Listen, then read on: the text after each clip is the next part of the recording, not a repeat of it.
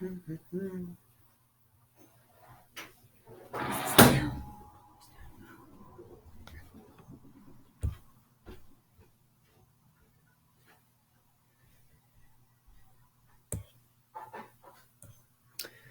guys. Hey, there we go. Okay, we're up and running now. Hey everybody. I hope hope you guys had a great Sunday afternoon. I know the weather was beautiful here like it was last week. So hopefully you guys, got to wrench on your cars or go out and catch a fish or do something outside today because it was fantastic.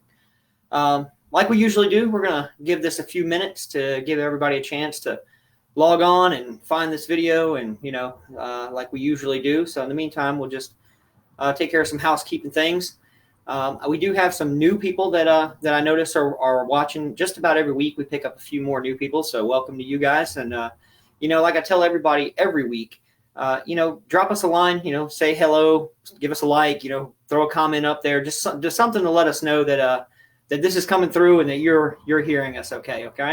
But yeah, to all the new people that we've got watching out there, anybody who watches this on YouTube later on. We appreciate it and thank you. And hopefully you get something out of it. Like I said before, this is, we don't know exactly what kind of level everybody is at. So we try to keep this as concise as possible, but we also want to offer a little bit of, in-depth technical information for those of us that might be a little more, on that level. So either way, I ask you guys every week to shoot us some ideas, give us, any kind of suggestions you might have for a topic or something that you want to know about automotive related. And I'll definitely do my best to try and work that in. Again, we'll get ready to get started here in just a minute, letting a few more people log on.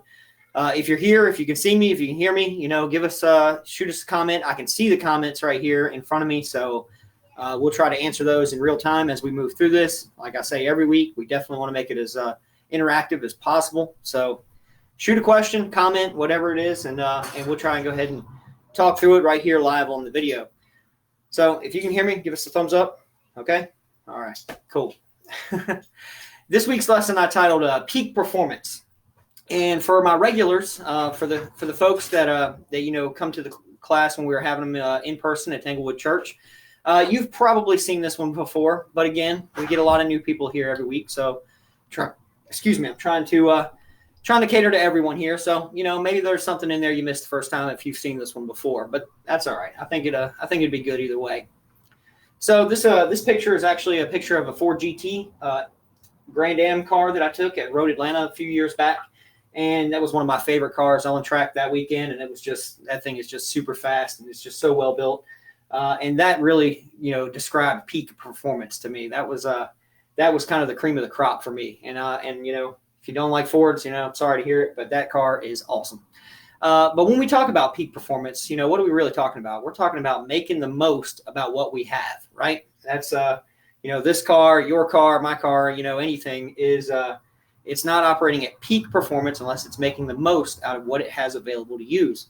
And that's what we're going to talk about in our Bible verses this week. So move along. Romans 12:6-8. This one's pretty straightforward, and I think it fits this lesson perfectly. So we have different gifts according to the grace given to each of us. If your gift is prophesy, then prophesy in accordance with your faith. If it is serving, then serve. If it is teaching, then teach. If it is to encourage, then give encouragement. If it is giving, then give generously. And if it is to lead, do it diligently. If it is to show mercy, do it cheerfully. And like I said in the beginning of this, we talk about doing the most with what we have. And, some people might say, well, what is it that I have? Well, I'd be willing to bet that each and every one of us out there fall into one or more of these categories. And Paul's saying right here, whatever it is that your gift is, that we all have something given to us by grace, and God has put something in each of us. And he's saying here that whatever that is, then do it in the best way possible. So I felt like that tied in with our peak performance subject just, really well. The second one we have here is 1 Corinthians 12:4-6. There are different kinds of gifts, but the same Spirit distributes them. There are different kinds of service, but the same Lord. There are different kinds of working, but in all of them and in everyone, it is the same God at work. And I felt like this verse really hit the nail on the head. This really, I don't know, this one really just jumped out at me, and I hope it does you too. Especially, when we talk about this a lot in Sunday school, in our other small groups and things. But I'm a mechanic. You guys know that. I've been doing it for a long time, and I don't know what you guys out there in Facebook land or YouTube do, but whatever that is, it's saying right here that it's the same God that you're doing it for. And that's something that I feel like we should all do well to remember. And it's something that I struggle to remember sometimes. But I think that this verse really hits home. It says it's the same Spirit that distributes all these gifts.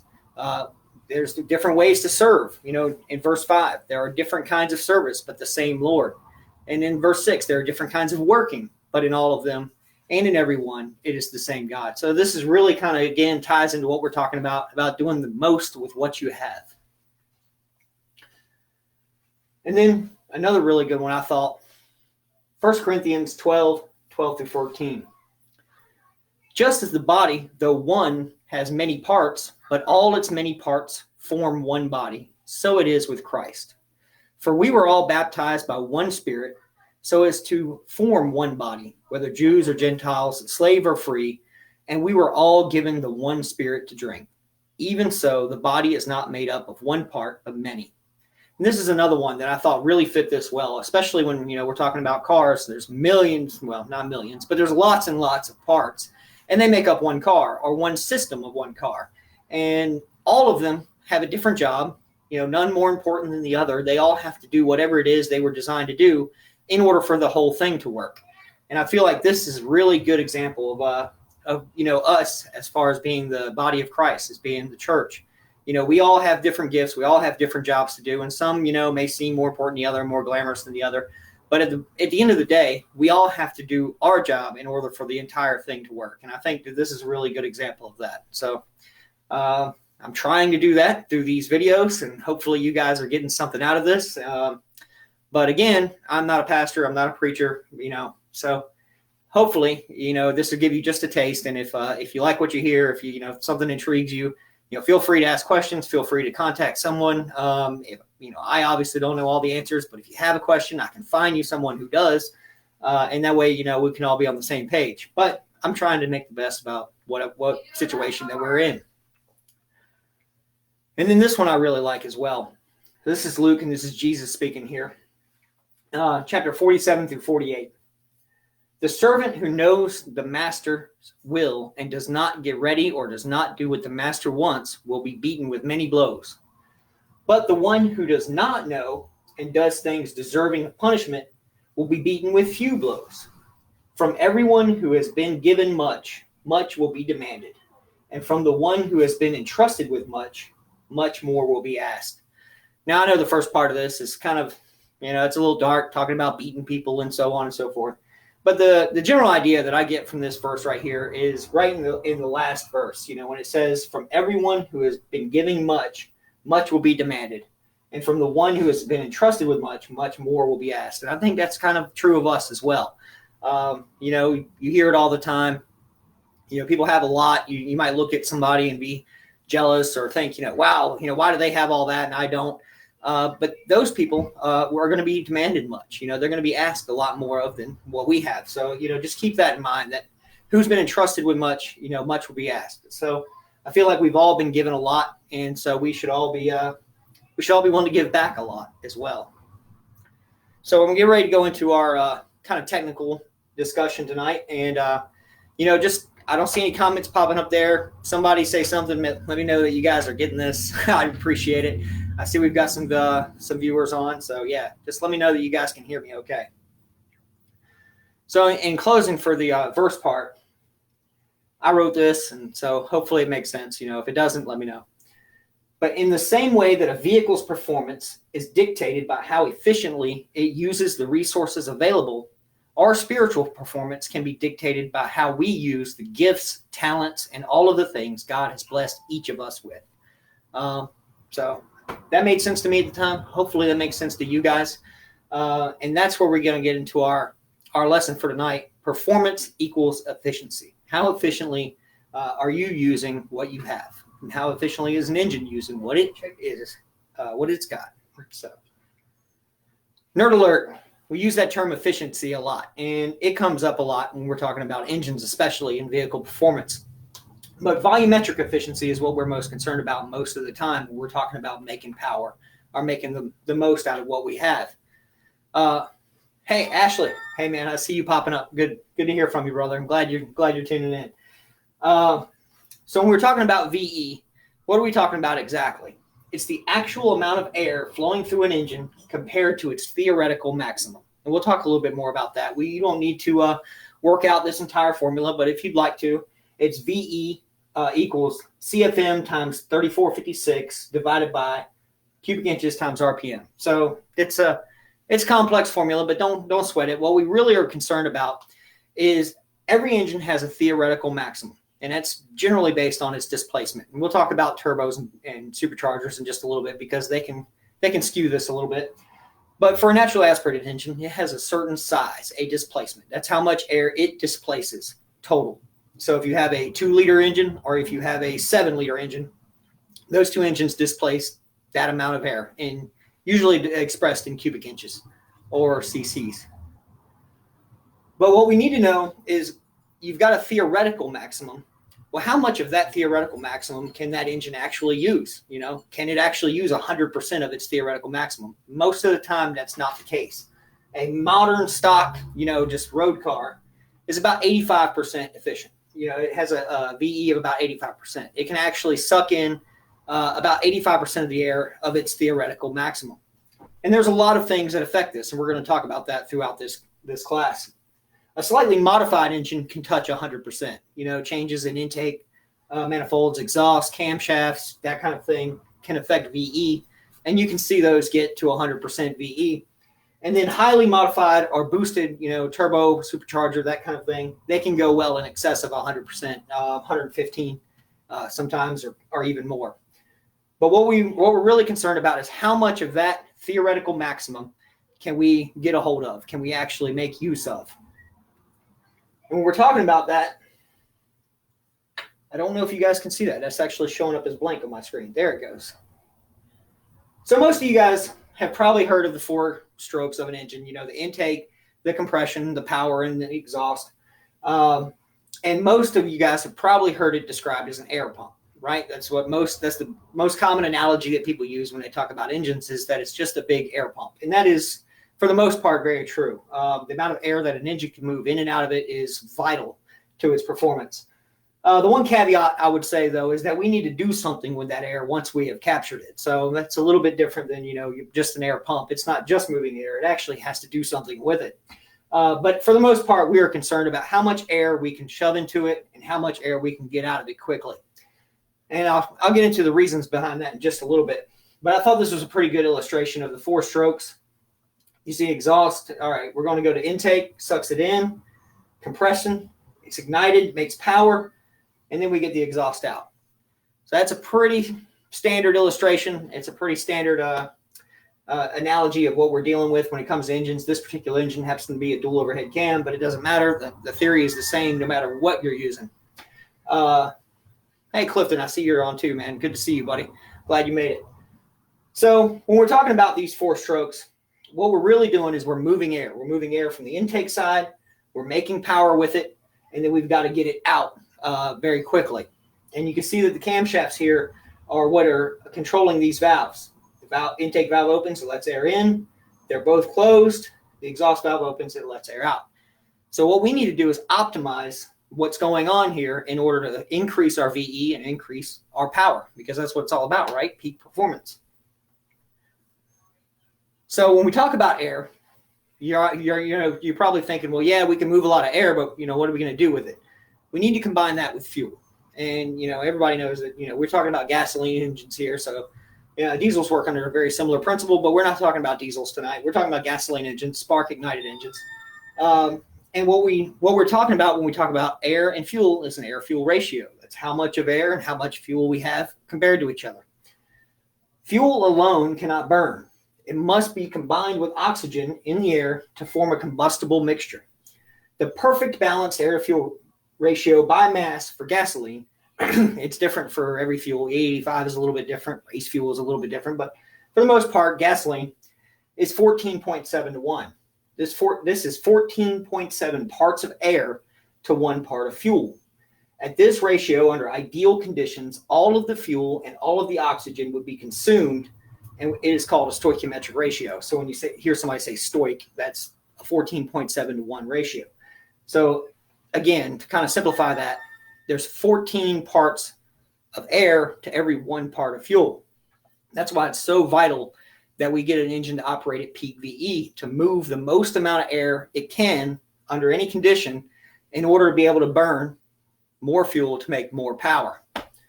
Now, the air-fuel ratio can change, and we can adjust that. We can, there are ways to get around that. And a lot of engines don't run at that, theoretical perfect 14.7 all the time. In fact, they can run quite a bit leaner or even richer in some cases. And when I say rich or lean, rich is more fuel than the 14.7, and lean is less fuel than the 14.7. So a higher number would be leaner. That would be less fuel.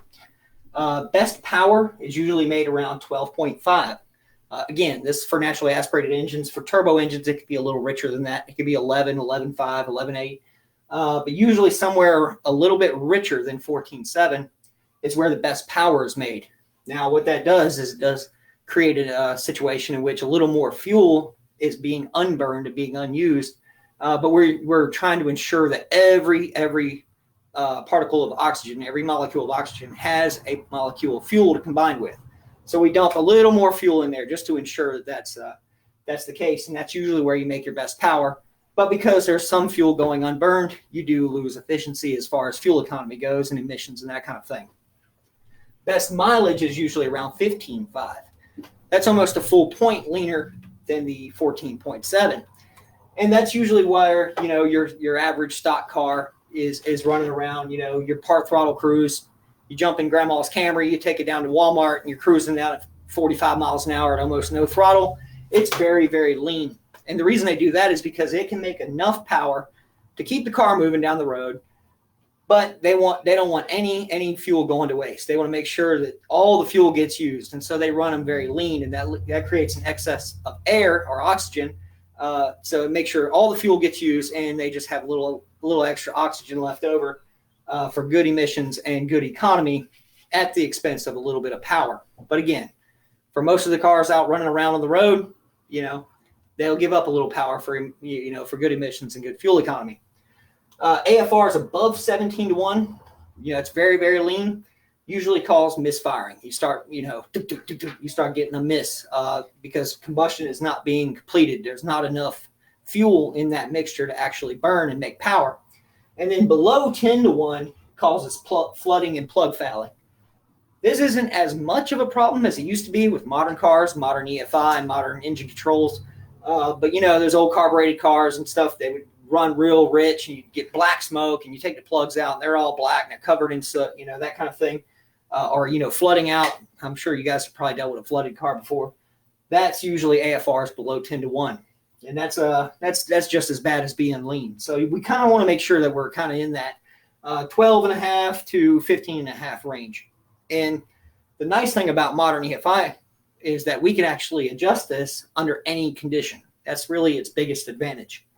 Wide open throttle, drag strip run, a carbureted car and a fuel injected car would probably run identical times or very, very close. But driving around town or on a road course where you're constantly changing load from, no throttle to wide open throttle and back and keep going back and forth, the ability to control the air-fuel ratio under any circumstance is really the advantage of modern EFI.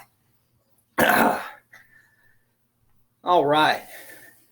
Mary, I see David's on the road. That's cool. Tell him to catch up with me later. Appreciate you letting me know that. Antonio, hey, man, I'm glad you got on here finally, man. Good to see you. Like I said before, definitely keep those comments coming. We'll try and, keep it interactive. So, yeah, just keep them coming. I can see them. So appreciate it. Mary, thank you for letting me know. All right.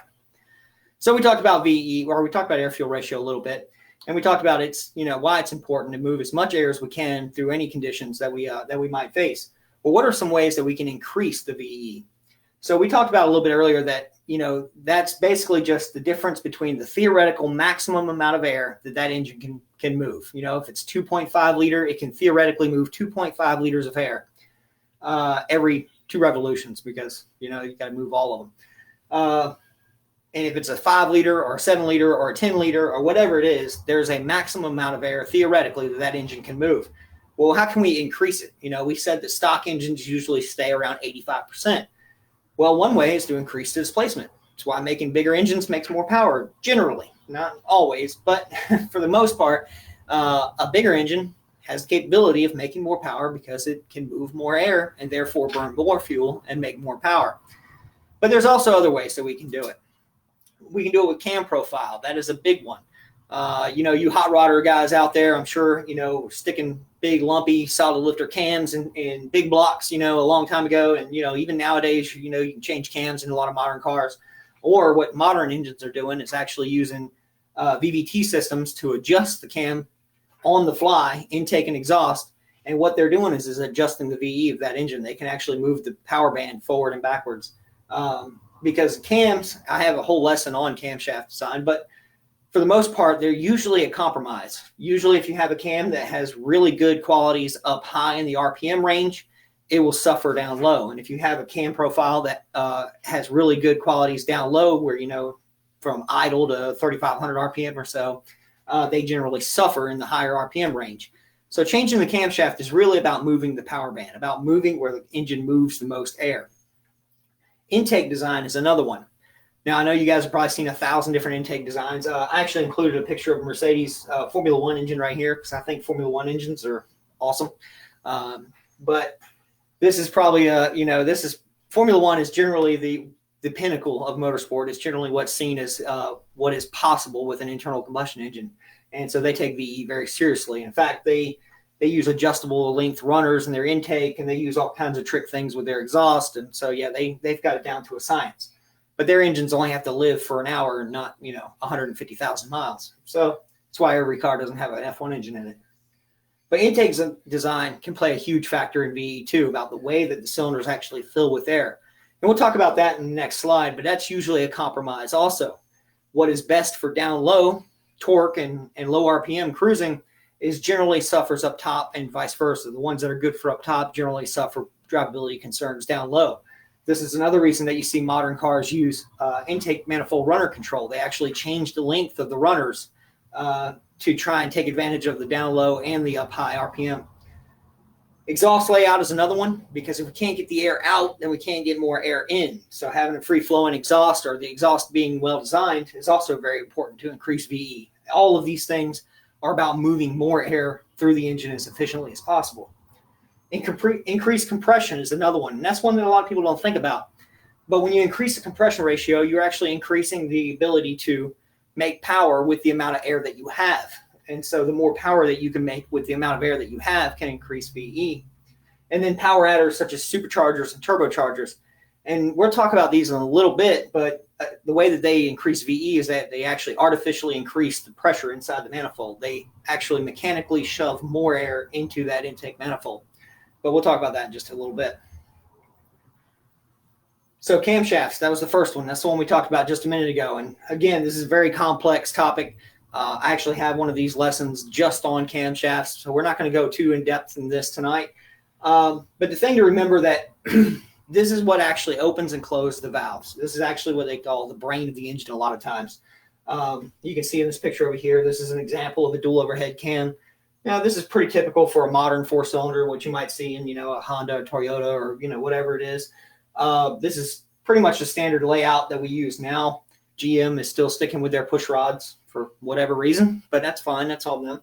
But what we're doing here is we're actually trying to open and close these valves at the exact right time for the exact right amount. And that's essentially what we're, kind of in a very simplified way, what we're trying to do. You can see in this picture, I don't know if you can see that very well or not. I know the words are kind of hard to read, but this would be the lift. That's actually how much it opens the valve. Every time it comes around, it actually actuates on the valve. In this case, it's right on top. Sometimes there's a rocker, but either way, that low is how much that valve gets lifted open. Now, naturally, you would say, well, open it more, which is a lot of times what they do. With a performance cam, they'll actually make that lobe taller, and they'll actually open the valve further into the engine. Now, that can create some other problems as far as piston to valve clearance and that sort of thing. But for the most part, if you can open that valve more, then you can move more air. And also duration, how long it holds the valve open. Now, again, if you're trying to move as much air as possible, then you're trying to hold that valve open for as long as possible. But again, because everything's a compromise in an engine, you can run into problems with reversion down at low RPM where the intake valve is actually still open as the piston's coming back up and creating, reversion where it's pushing air back into the intake, or exhaust, it's pushing that back into the intake. But for the most part, if you increase the lift and increase the duration, then you would increase the amount of air that engine can move. But again, there's always a trade-off, because if you increase it to a certain point, it will work really well at high RPMs and be really laggy down low because there's no velocity. Picture, blowing through a very small straw. That air moving out the other side is very fast. It has a lot of velocity. Or, picture blowing through a big giant pipe. You're moving a lot of air, but it's very, very slow. And so that means you need a lot of engine RPM to increase that velocity, actually get proper cylinder filling. So that's why you can't just run the biggest duration and the biggest lift that you can get away with. Although, in a top level drag car or something like that, they get pretty big, pretty aggressive.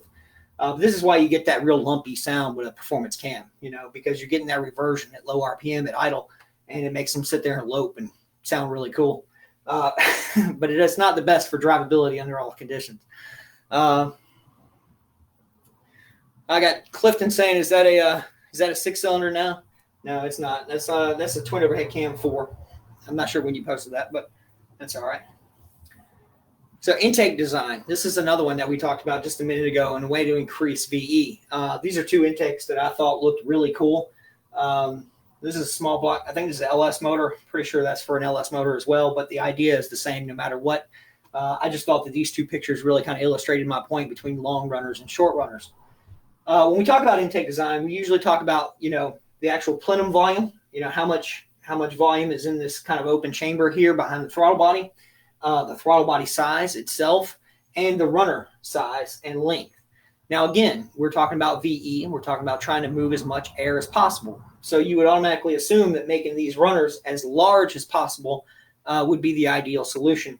But again, you run into that velocity problem. You lose intake velocity as they get bigger and bigger. Now, granted, if you could run the engine up to an RPM that could use the largest runner you could find, then it would work really well. But in most cases, we need to be able to drive these cars from a stoplight, go to Walmart, go to the drag strip on Saturday night, and then drive it to work on Monday morning. So we kind of need a compromise. We need an intake that can kind of do all things pretty well without doing any of them spectacularly. But in these two instances, you see we got a short runner on this one and a very long runner here. I don't know if you can see that in the video, but this runner actually goes from this side all the way over here behind that throttle body, and this one goes from that one and they go back and forth, which I think makes that intake look awesome. But what they're doing here is they're actually increasing the runner length. And on this one, you see how low it is and how short these runners are. They're actually decreasing the runner length on this one.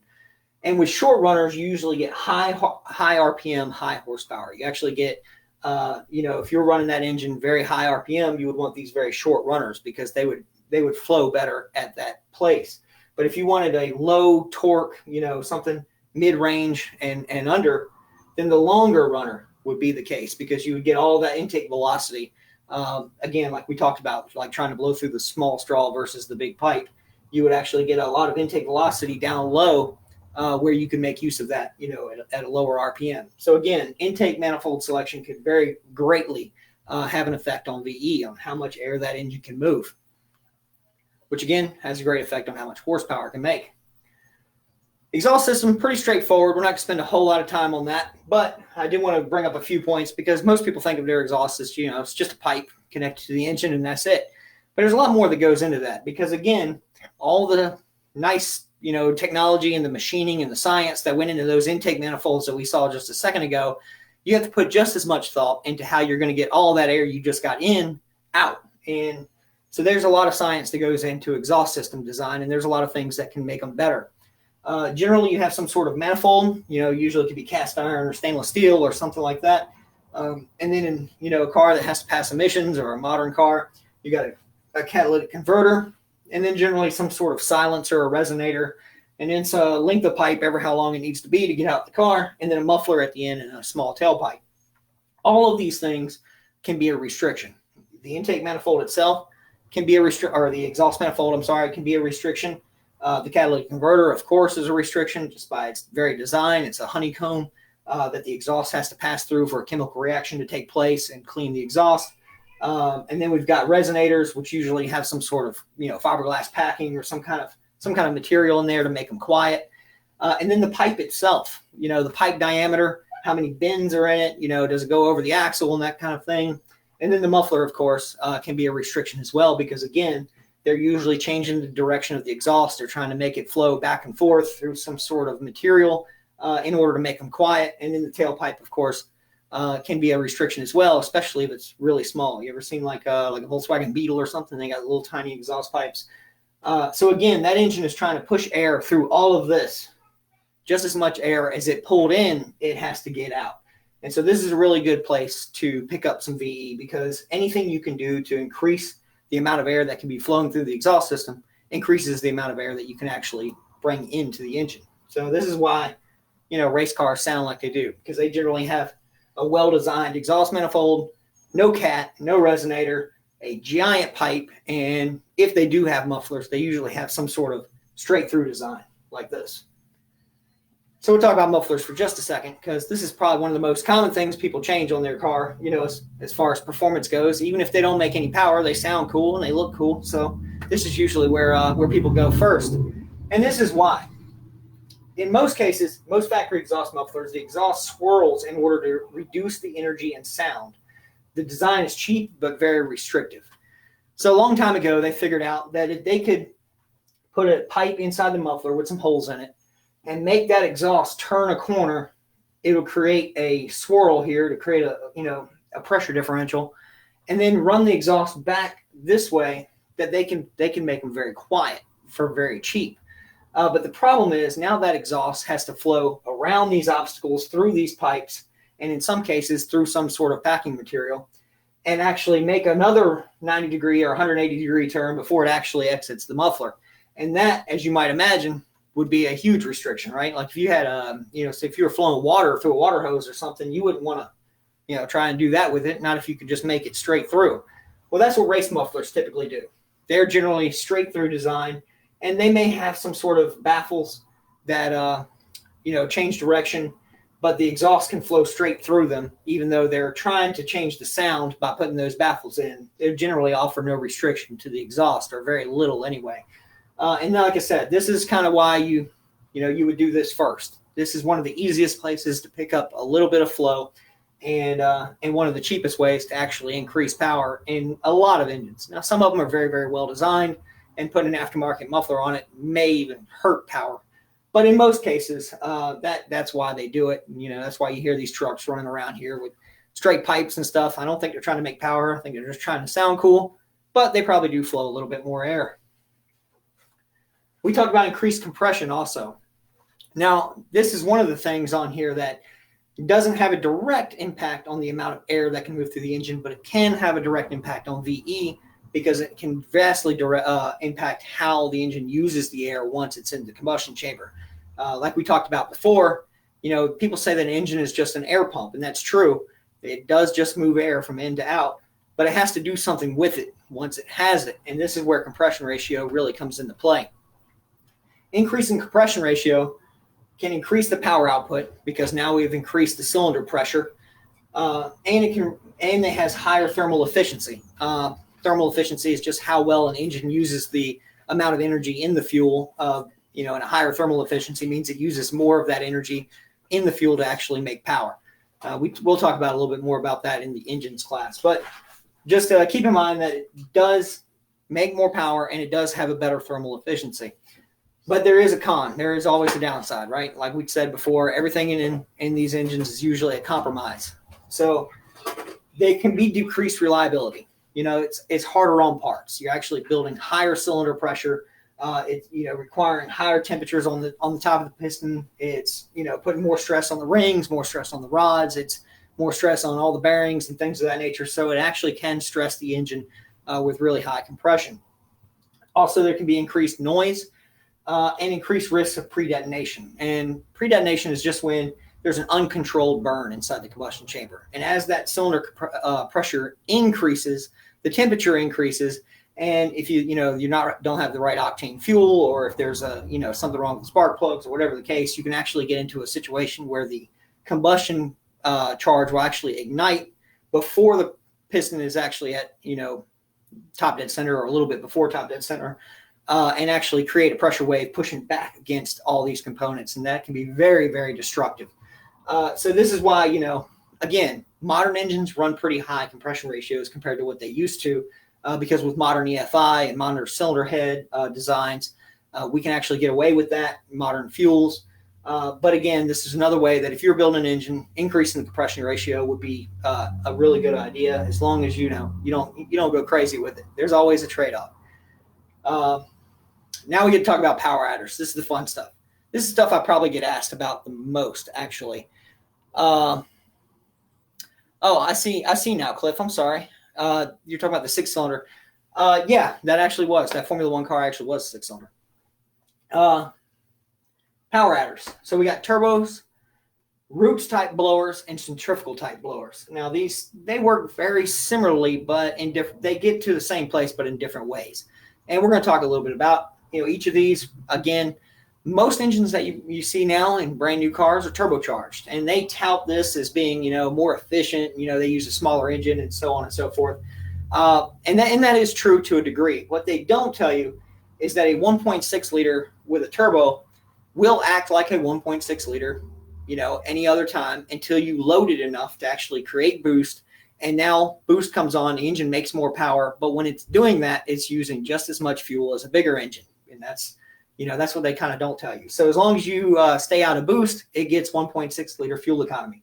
If you lay into it and, it makes the power of a 3.5, it gets 3.5 fuel economy, because it takes a certain amount of fuel to make a certain amount of power, regardless of the engine size. And so that's, kind of keep that in mind when you see all these advertisements for very tiny turbocharged engines that are really popular right now. They do work. You can get very, very good power out of a very small package. However, there is a trade-off. When you're making that power, you're using that amount of fuel. The advantage is you don't always have to be in boost. You can actually drive them around in low load situations, and they act just like a really small engine, like a 1.6. And so that's the advantage of a turbo, is that, you can have an engine that can be one thing and another at the same time. Roots blowers, very similar. They're actually compressing, taking in air, compressing it, and shoving it into the engine at a rate higher than the engine could ingest by itself. But they're doing it with a belt, and they're using 2 roots or 2 screws inside the housing to actually compress that air. These are a little bit different than a turbo, because they're very RPM dependent. They're belt driven. They're driven off the front of the engine. And the nice thing about that is that the boost can be almost instantaneous. That it can actually come on very quickly. The downside of that is they create a lot of heat. They're not as efficient as a turbocharger, and they take a little bit of power to drive, because they're actually being driven off the crankshaft. The centrifugal is probably the closest thing to a hybrid between these two. It uses a turbine very, very similarly to a turbo, but instead of using exhaust gas to drive the turbine, it's actually using a belt and a gearbox to actually drive that turbine, kind of like the Roots blower. These are nice because of packaging. They can be packaged much easier. You can use an intercooler, just like a turbo, very, very easily with that. So you can actually take that intake charge temperature down a little bit, but you still get that instantaneous hit like you would with a Roots blower.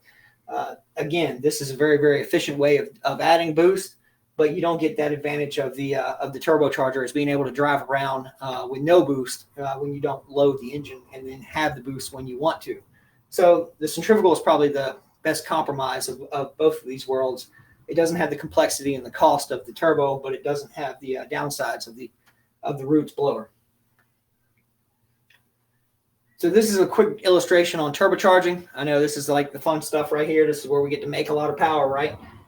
This is just kind of a good idea of the way it works. In the last diagram, you saw that the engine, through its 4 strokes, pulled in air through the intake valve, combusted it, and pushed air out through the exhaust. Well, with a turbocharger, we actually harness that lost exhaust energy. We're actually harnessing that exhaust flow and driving a wheel. We're actually physically driving a wheel connected to a shaft and another compressor, or another turbine, if you want to call it that. And what that's doing is sucking air in, compressing that air, and then shoving it back into the engine.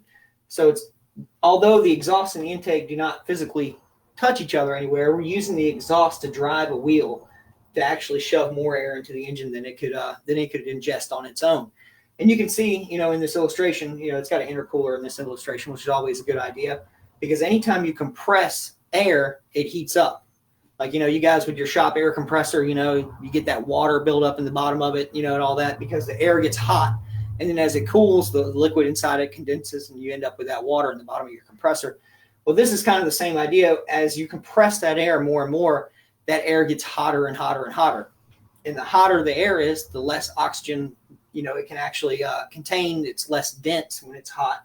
And so you need to cool that back down with a cooler of some kind. And that's, we talked about that a few lessons ago, but you usually see that in the form of an intercooler of some type, or a charge cooler.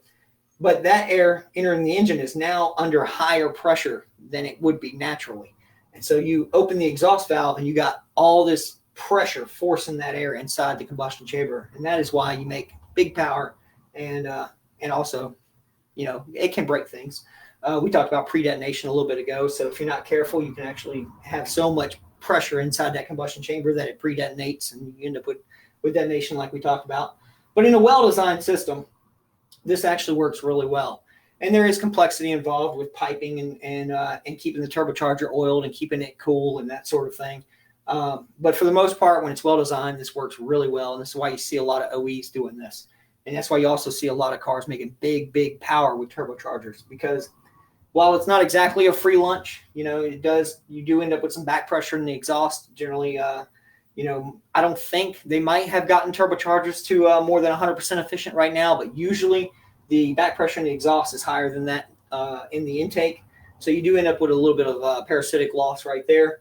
But for the most part, that exhaust energy would have been wasted anyway. So by using a turbocharger to harness that, it's a really efficient way to do it. The Roots type blower works very similarly. And this is, again, kind of a poor illustration on this video screen, but we'll try. But you can see that there's some screw looking things in here, or the roots. I don't know if you can see those or not. Yeah, it looks like you can. But it works very similarly to the turbocharger, in that it's actually compressing the air and pushing it into the intake, or into the behind the intake valves under pressure. And what it's doing is it's actually sucking the air in, compressing it between these two screws. It's being driven by the belt and shoving it into the engine. And again, just like the turbocharger, we're raising that intake manifold pressure higher than atmospheric and actually pushing the air in, past the valve and into the combustion chamber. This being belt driven, the faster you turn it, the more boost it makes. And so this is why it's, very instantaneous. When you give it throttle and that RPM comes up, the screws start turning and you end up with an instant hit. The downside, though, is, again, because you're compressing air, you're creating heat. And in that, the design of it is very difficult to add any kind of cooler. There are some aftercharge coolers and things that people have used on this type of blower. But again, it's not as easy as it is with the turbocharger to just add an intercooler, air to air, water to air, something like that. But again, this can be very useful in making power. There have been a lot of cars that make big power with this. But that's not as efficient. It's just easier to package and it's less complex. So now let's talk about how the engine actually manages this VE. And we were talking about that in the beginning of this, that the stoichiometric air-fuel ratio is generally what we use as a baseline, but that's not always where an engine operates. We talked about that under part throttle cruise, 45 miles an hour, hardly any throttle. That engine can be very, very lean to try and get as much efficiency, as much fuel economy and clean emissions that it can possibly get. And then when you romp down on the throttle and we want the thing wide open to make all the power that it can make, we usually see air-fuel ratios a little richer in the 11.5 to 12.5 range. Well, how does it change? How are we actually changing that? And we're doing that with various engine management systems here. And we're not going to go over everything on a car that uses, that can affect the air fuel ratio or the VE of the engine, but we'll talk about a few of the big ones. One of the biggest ones is the mass air meter. Not all cars use that, but that is a sensor that physically measures the amount of air entering the engine. And you've probably seen these on your car, and they're usually near the air filter or somewhere in the air box. And what they're doing is they're actually measuring the amount of air entering the engine at any given time. Sitting at idle, part throttle cruise, wide open throttle, whenever, any amount of air that enters that engine has to go through this mass air meter first, and therefore the engine can decide, okay, we've got this much amount of air, we've got this much load, and we need this much fuel to make it where we want it. The downside of that, there's really only two, is that any air entering the engine behind that. So suppose you had a leak, cracked hose, somebody didn't put a clamp back on, whatever the case, that meter didn't read that amount of air going into the engine, and so now it's lean. And if you've ever pulled the intake hose off of a car while it's running, or if you forgot to hook it back up, or for whatever reason, you notice they don't run very well at all like that, because that's creating what we call unmetered airflow. It's actually air entering the engine that the mass air meter is not measuring. A vacuum leak's another good example of that. You get a vacuum hose, you get it pulled off, or it rots off, or whatever the case. That's air entering the engine that the mass air meter is not measuring. So it's telling the computer we got a certain amount of air coming in when there's really more than that going in. And so the computer just adds fuel for the amount that it's measured. These can also get, they get dirty. They get, bugs and dirt and whatever on there because, people don't change their air filter regularly, and they can kind of lie to the computer and give them false readings. So that's one way that they do it. Not every car uses that though. The MAP sensor is another way that we can measure air. Excuse me. And this is generally what's referred to as a speed density system. What they're doing is they're actually using a sensor to measure the pressure in the intake manifold. And when I say pressure, atmospheric pressure generally is considered 14.7, 14.5, somewhere like that, PSI. This is actually measuring absolute pressure. So that's, vacuum and pressure. It can actually measure both. So when that engine's under vacuum, it's reading, a certain way. And when it's under wide open throttle, when you see 14.7 or 14.5 or whatever atmospheric conditions are, it's given another reading. And the computer can use this along with the temperature and the engine speed to determine how much air has actually entered that engine. If it knows how the temperature of the air, the pressure that the air is at, and the speed the engine is turning, it can actually tell how much air physically entered that engine and then make a calculation and add that amount of fuel. The nice thing about these is that there's no mass air meter, so there's no restriction in the intake. Again, vacuum leaks and that kind of thing can change the pressure in the intake manifold, so you can get a kind of a funny running deal if you end up with the same kind of unmetered airflow, but they're not as sensitive to it. And when you add, supercharging or turbocharging or anything like that to the mix, these can actually, MAP sensors can measure the amount of pressure change and still be able to make that fueling adjustment. So that's a very nice, simple, very unique, or not a unique, but a very simplified system that works really well. We got fuel injectors, of course. That you wouldn't have any fuel at all if you didn't have an injector. These size can be, really, really key to these. In a lot of cases, and I've seen this before, is, somebody puts bigger fuel injectors in the car because they think, well, that's going to be more fuel and I'm going to get more power. Well, that's not exactly the case. Now, granted, if you have a car that you're making more power with, you could very well need bigger injectors and probably will. But the problem is that the computer only measures this in on time. So if you had a very, very small injector open for 50 milliseconds, let's say, and you had a very, very large injector open for that same 50 milliseconds, they're going to flow two very different amounts of fuel. But the computer doesn't know that. It just knows to open the injector for 50 milliseconds. It doesn't know how big the injectors are unless we have some way to tell it. And that's where standalone engine management and custom tunes and that sort of thing come in when you start changing the injector size. Because they're, factory computers are calibrated for a certain size injector because that's the size needed for that engine to make whatever power it makes. And that's just the way it is. But if you modify it in some way, you add a turbocharger or supercharger or nitrous or, high compression or whatever, now we need some way to control this injector. So we need some way to tell it that, 50 milliseconds is not the same on this one as it was on the other one. Again, that kind of brings us to ECMs, of course, a very vital part of engine management. That's what it's doing the entire time. A lot of people kind of get freaked out by ECMs because, it's a computer, it's a black box. You can't really see what's going on in there. But for the most part, now granted, modern cars have lots and lots of engine controls and they have lots of modules and that sort of thing. But to simplify it, what it's doing is it's actually trying to decide how long to open this injector and when to ignite the spark for any given cylinder at any given time. That's really what it's trying to do. It wants to optimize ignition timing and the amount of fuel at any given RPM and load range for that engine. So, I hope that simplifies it for a little bit for you. It's not, it's not a mystery. It's not, it's taking these readings from these various sensors and it is trying to decide at this RPM, at this load point, at this temperature, this is how long I need to tell that injector to stay open. And this is when I need to tell that ignition coil to fire. So, it's not a huge mystery. And we'll get into a little bit of, standalone stuff in just a minute, but not a huge mystery. That's just one of the ways that, that the car does what it does. That's also the huge advantage over a carburetor because carburetor can't decide how much fuel to add and when. Now, granted, there are metering blocks and there's jets and there's things that you can change, there's power valves and all that sort of thing that you can change and actually change the amount of fuel that it adds at certain times. But generally, there are very few circuits that you can change in the carburetor. With the ECM, it's 144 or 188 or, even more maybe points of data that it can actually change. So there's no way that a carburetor would be able to have that many different points to read and to add fuel. That's one of the biggest advantages is that the ECM can change the fueling and the timing based on any condition, temperature, atmospheric pressure, boost, that sort of thing. So it's really nice.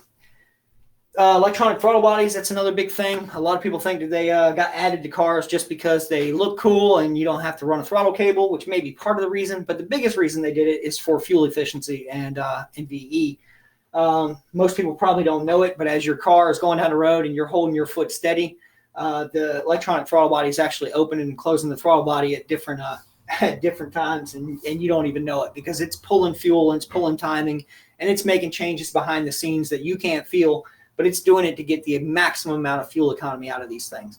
That's one of the biggest reasons they did that is because the OEs figured out that they could control the throttle and actually get more fuel economy than if you were going down the road and you had a cable directly, like you used to, and you actually opened it real fast or real slow or went down the road doing like this or whatever the case is. They figured out that the computer could do it much better. And so that's what we got. Again, in a race car application, you wouldn't want that. You would want something directly connected to your foot. At least I would. But for most, grocery getters, grandma's Camry, that is what that's for. It's actually, not only does it work really well as far as being flowing a lot of air, but it also works to increase fuel economy because the PCM decides when to open it, how fast to open it. Oxygen sensors. This is a really common one when it comes to engine management because this is the only way the ECM knows whether the adjustments it made were the right adjustments. So we talked about the mass air meter. It measures the amount of air coming into the engine. We talked about the MAP sensor. It measures, pressure inside the manifold. The injector, it's adding the fuel that the ECM tells it to. But the ECM needs to see a reading from the O2s. Our oxygen sensors are sometimes called air-fuel ratio sensors to know if that engine is running at the air-fuel ratio that the computer wants it to. And these produce, some of them produce a 0 to 5 volt signal. Some of them produce a 0 to 1 volt signal, the narrow band ones. But what they're doing is they're actually producing a signal based on the oxygen left over in the exhaust to tell the ECM whether it is rich or lean. A lot of times, if you look at these on a scope, you'll see them switch constantly from rich to lean, rich to lean. The more modern ones, the wideband ones, they don't switch nearly as much. They kind of move more linearly. But the bottom line is they are telling the ECM to either add fuel or subtract fuel to hit a target air-fuel ratio for that particular load, RPM, temperature, and so on. So we talked a little bit earlier about, 15.5 or, 15.8 being pretty lean and actually running down the road at a very lean mixture in order to get as much fuel economy as possible. But that's what's happening is that the O2s recognize that it's a low-load condition. It sees the amount of oxygen left over in the exhaust, and it tells the ECM, hey, we can pull some fuel back and get a little better fuel economy. And so the ECM tells the injectors not to stay on quite so long, and you get less fuel, and therefore you get a leaner mixture. And usually they switch back and forth because the ECM will make an adjustment, and then they'll see it move up, and then they'll make an adjustment, move it down, and move it up, and move it down. And so you typically see them switching very constantly. But that's what the O2 is doing, and that's why they're vital. A lot of people ignore these. They don't get changed as often as they should, and they can cause some issues. In older cars, they're very much more vital because the ECM wasn't smart enough to say, hey, there's a problem with the O2. Let me just go to a known good map and run on that. Older cars would see that, and the ECM would actually just listen to it. If you melted that wire against the exhaust, or if the O2 failed for some reason, the car would run really, really rich or really, really lean because the PCM is just trying to add fuel or subtract fuel to make the O2 happy. And, there's obviously been a failure of some kind, so it's never going to be made happy, and they'll run really bad. Modern cars, they recognize a failure, and they'll actually revert to a base map, and the car will run. It may not be as efficient or as powerful as it could be, but at least it will get you home. And then we got ignition coils and cam and crank sensors, which again, not as vital to VE, but it does tell the PCM, where the crank is, where the cam is, how fast is it turning, and the ignition coil is obviously firing the ignition when it's being told. But for the most part, that's how the engine is monitoring how much airflow is moving through it and how much power it's making. It's using these different sensors. I know I talk really fast, and so I hope that made sense to you guys. I'll tell you what, we'll pause right here real quick and see if anybody's got any questions, comments, anything. Hit me up real quick while we'll take a little breather here.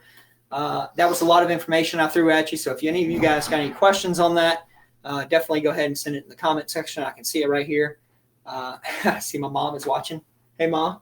But anyways, if you can, like I said, if that made sense to you, I hope it did. I know I talk really fast, so I apologize, but definitely don't hesitate to hit us with a question or to hit us with a comment, or, if I'm totally off base, here, just let me know. And I would definitely like to talk to you guys about that. So we're not going to spend a lot of time on this, but I just wanted to kind of give a graphic illustration of what I was talking about. So, I kept saying that the ECM decides, that the engine control unit makes this decision, and how does it do that? It's not, it's not like super smart computer or anything. What it's actually doing is actually comparing its data to a table.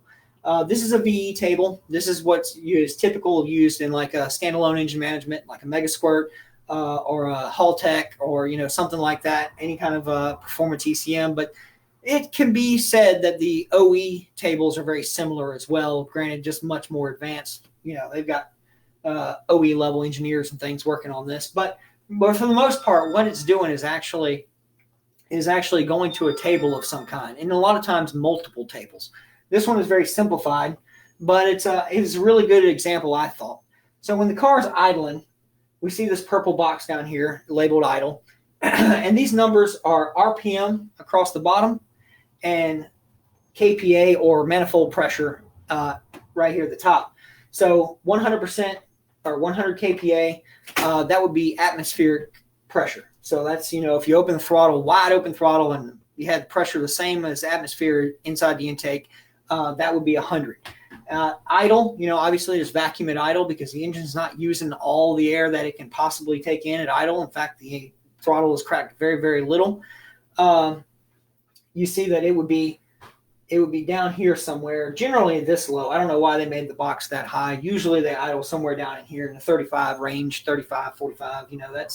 That's pretty typical. But you see it's low RPM and low KPA, or high vacuum, would be in this area. Now, as you crack open the throttle, you see that you start getting into this cruise area. So the RPM is moving up along this line, and you see cylinder or intake manifold pressure starts to rise closer to atmospheric because you're cracking the throttle open a little bit, and you actually see it kind of move along here, and that's kind of your cruise area. Not very much throttle, not very high RPM. You're kind of just cruising along. That's usually in this area.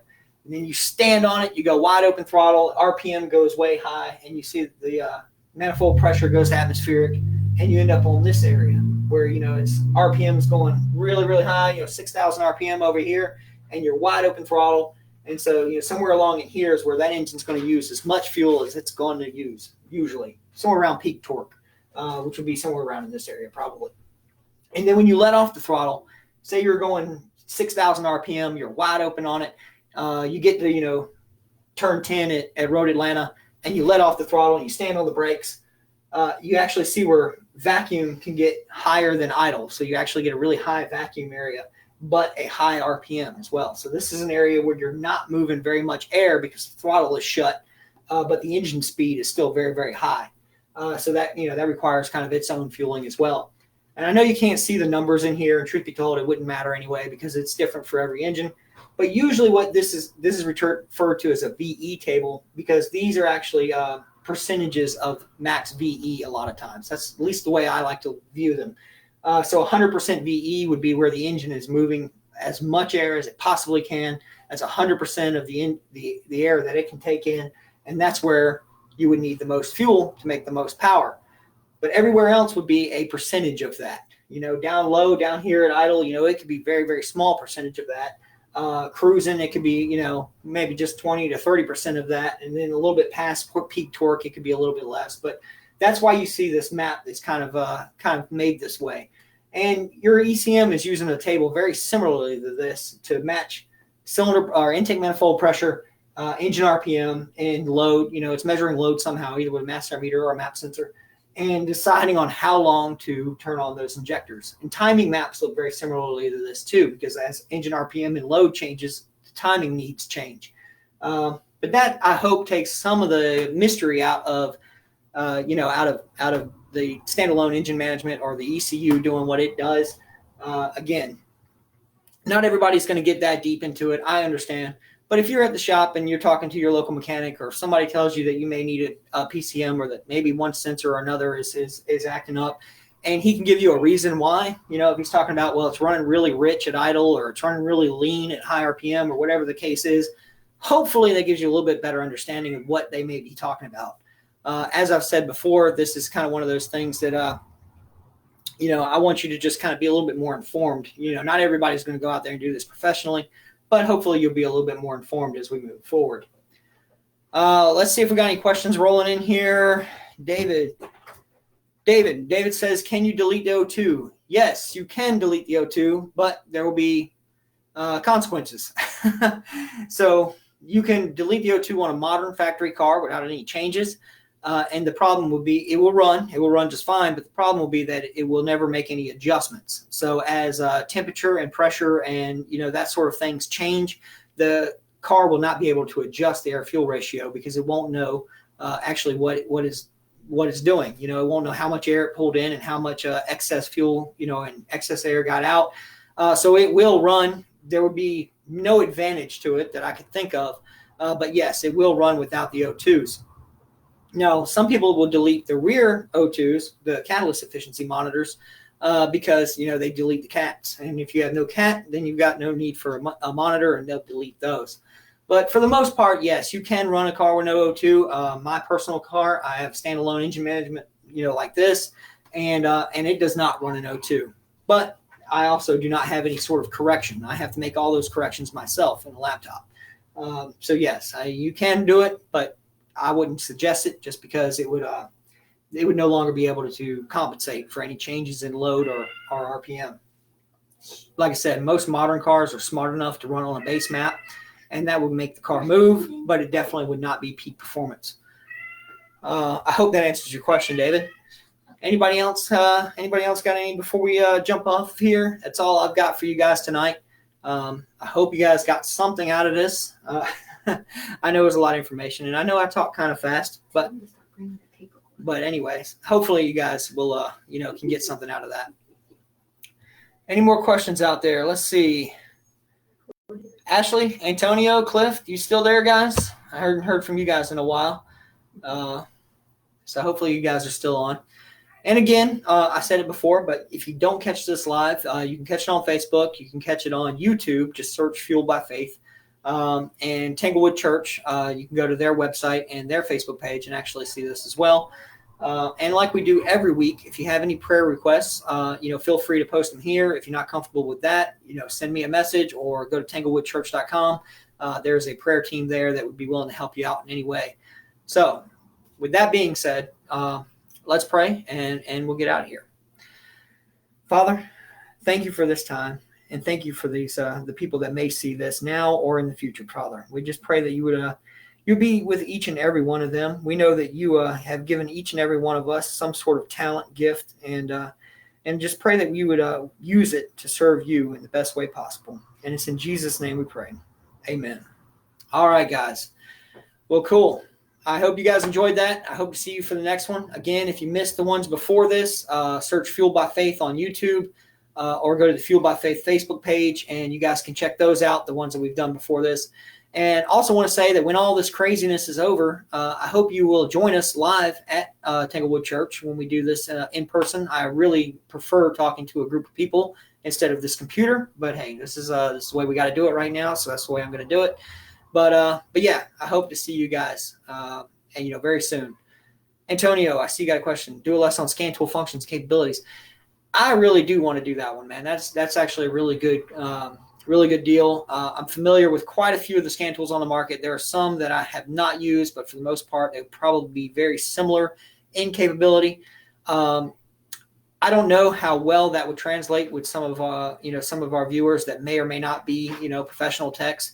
So I think that would be a really good one to do once we get back to live, once we can kind of meet in person and we can put our hands on a scan tool and we can actually kind of hook it to a car and go through it a little bit more in depth. But I do like that idea, and I think we will be doing one of those. So I'll try to throw in a little bit something about that on our next Ninja Performance class, actually. So hopefully I'll see you there.